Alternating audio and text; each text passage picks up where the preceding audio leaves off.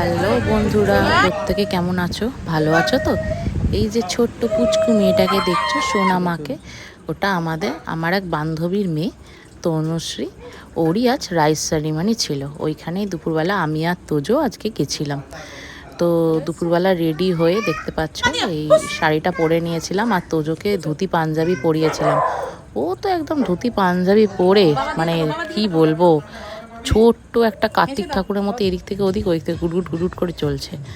যাই হোক, আমরা রোহনের সাথে পৌঁছে গেছিলাম ওদের বাড়িতে। খুব সুন্দর করে সাজিয়েছিল, বেলুন দিয়ে পুরো বাড়িটা সাজিয়েছিল, আর ডেকোরেশনটা খুব সুন্দর ছিল। আর সবচেয়ে বেশি সুন্দর ছিল আমাদের সোনামা, পুচকু সোনামা। এত গরম, তার মধ্যেও ও যেভাবে প্রত্যেককে কোঅপারেট করেছে ফটো তোলার জন্য, সত্যি হ্যাটস অফ। তো ছোট্ট বাচ্চা হলে কী হবে, প্রত্যেকের কাছে হাসি মুখেও খুব সুন্দরভাবে সবার সাথে ছবি তুলেছে। এটা ছিল ওর ভাতের প্লেট, রাইস সেরিমনির ভাতের প্লেট সাজানো হয়েছিল গাঁদা ফুল দিয়ে। ওকে যখন মুখে ভাত খাওয়ানো হচ্ছিল, ভাতের বদলে জলটাই খাচ্ছিল। ও ভাত খাওয়ার বদলে খালি জলই খাচ্ছিল। ভাত পায়েস যাই মুখে দেওয়া হচ্ছিলো থু থু করে ফেলে দিয়ে খালি জল খাচ্ছে। জলের গ্লাসটা টেনে নিয়ে চকচক করে জল খাচ্ছে। আর হ্যাঁ, মাছের মুড়োটা দেখে তো ও একদম আপ্লুত। ছোট্ট পুচকি হলে কি হবে, বাটি থেকে মাছের মুড়ো তুলে সিধে মুখে দিলে যা হয়। আর সামনে ভাতের থালা পেয়ে ছড়িয়ে ছিটিয়ে কি মজাটাই না করেছে সত্যি।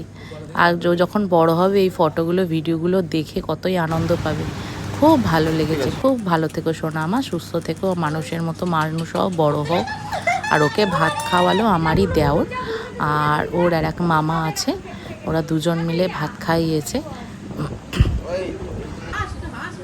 এই যে সামনে ভাতের থালা ধরে আছে রোহন, আমার দেওর আর কি। ও একদম ভাত ঘাঁটছে, মুড়ো তুলছে।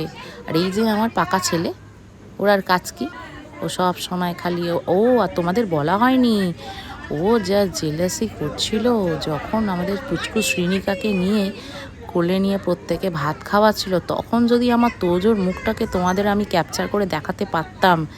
ও এত ইনসিকিউরিটিতে ভুগছে, ও ভাবছে ওর কাকাইয়ের কোলে কে উঠেছে, খালি ঠোঁট ফুলিয়ে ফুলিয়ে কাঁদছে আর কাকাই কাকাই করছে।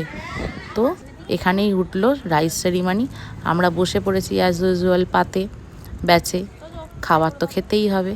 তোজো কিচ্ছু খায়নি, তোজোকে বাড়ি থেকে খাইয়েই নিয়ে গেছিলাম। আমরা বসেছিলাম, প্রত্যেকটা খাবার দাবার খুব সুন্দর হয়েছে, খুব ভালো অ্যারেঞ্জমেন্ট ছিল।